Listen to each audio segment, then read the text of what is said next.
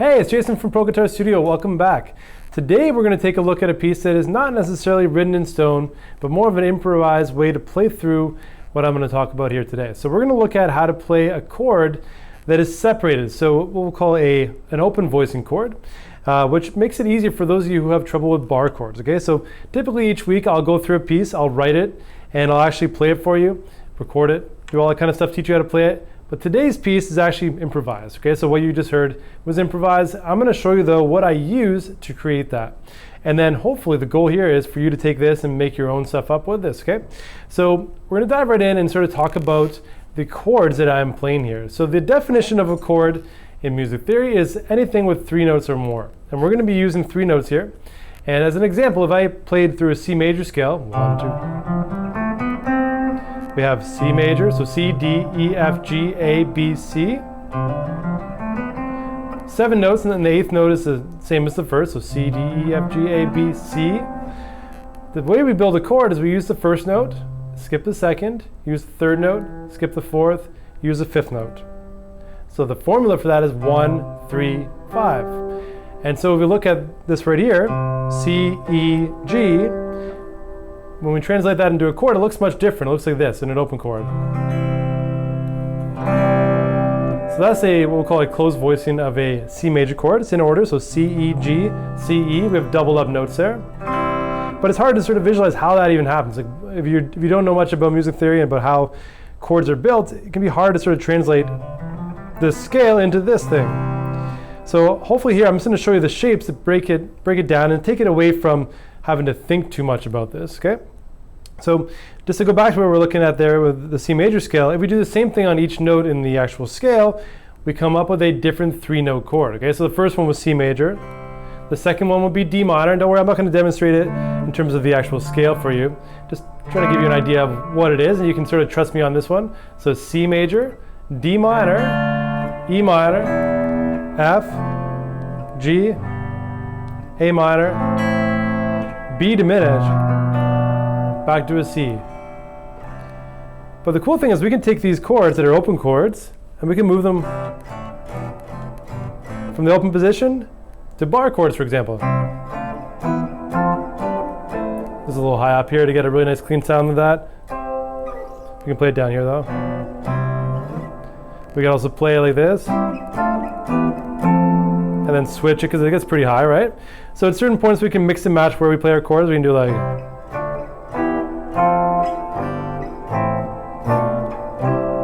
just as a nice quick example.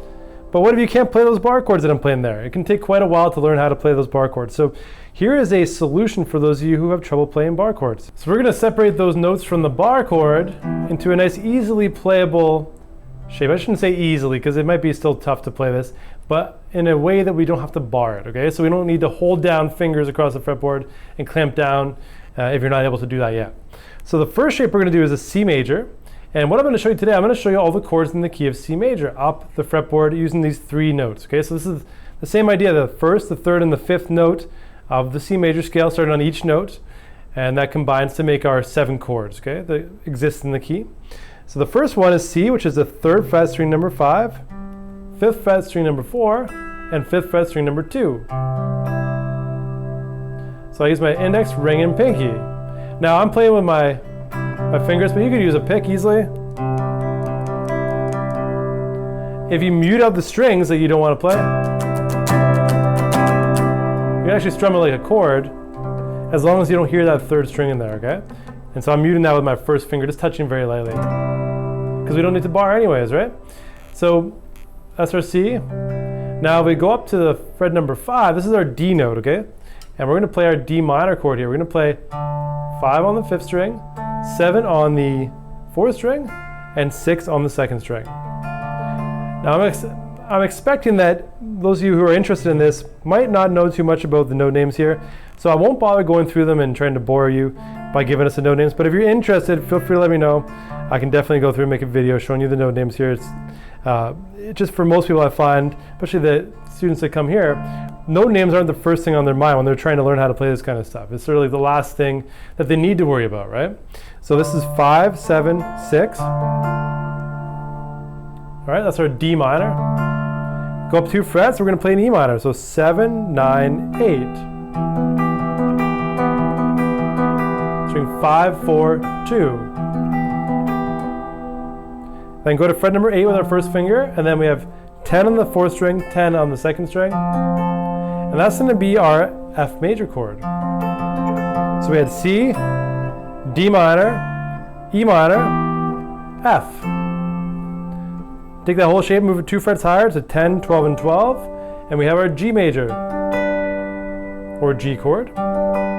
Whenever you see a chord written as like a G or an F, where there's nothing after it, just the letter name, it's implied to be a major, just in case anyone is confused there. Now go up to the 12th fret, first finger on 12th fret, 14, and then 13 on the 2nd string. That's our A minor. Now the most awkward one is going to be our B diminished. We have 14, 15 on the 4th string, and 15 on the 2nd string. And to finish with the C, we have 15, 17, 17. So on the acoustic, that can be pretty tough. So you can always feel free to go down. Instead of 14, 15, 15, you can do 2, 3, 3. And then 3, 5, 5. So our C, D minor, E minor, F, G, A minor, B diminished, and C.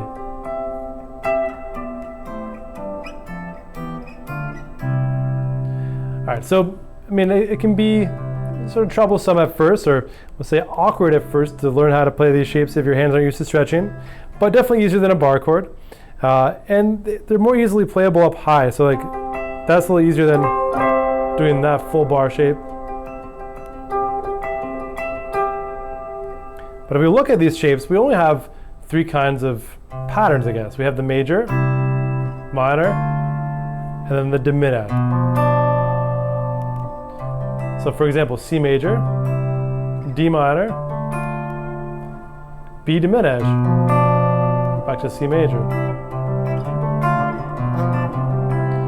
Those 3 shapes are carried across. So when we do our major shape, it's always got the same formation with the ring and pinky. If we do the minor shape, we take that pinky off, add the middle finger, drop it down, right? So the minor chord has what we'll call a minor third, or a flat third. This is the 3rd note of the, I know it seems weird because it's on top, but it's the 3rd note from the scale. When we do a flat third, it makes a minor chord. And then when we lower this note here, this is the 5th note of the scale. When we have a flattened 3rd and flattened 5th, we get a diminished chord. Very ugly and awkward, but really cool. And it can work really well in the right situations. So this might not sound good by itself, but if I did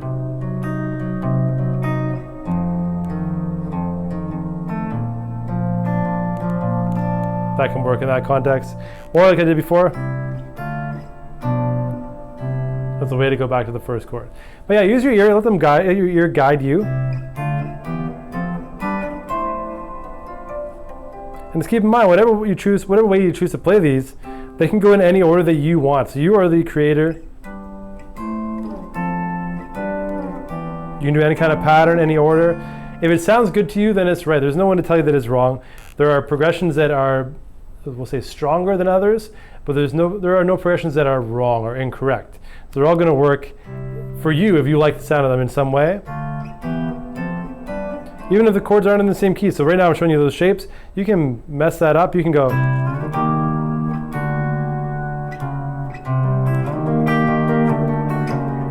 You can play around with the shapes in different spots. Just let your ear guide you. And a lot of songs you'll hear out there aren't actually in one key, and they might be out of key, but they sound great. So hopefully that gave you a good idea of where to start with these chords. Those are major, minor, and diminished chords on 3 separate strings. And usually in theory we'll call that an open voicing, so the notes aren't in order that they would appear, like the C, E, G. For example, it's going to be C, G, E, so it's out of order, right? So we'll call that an open voicing. That might be too technical, but hope you had fun with that. If you have any questions, let me know in the comments below. If you like this video, give me a thumbs up. Usually I do full pieces where I show you the actual piece, but if you like this kind of teaching here, let me know. I'd love to see if this works for you, and I'll see you later.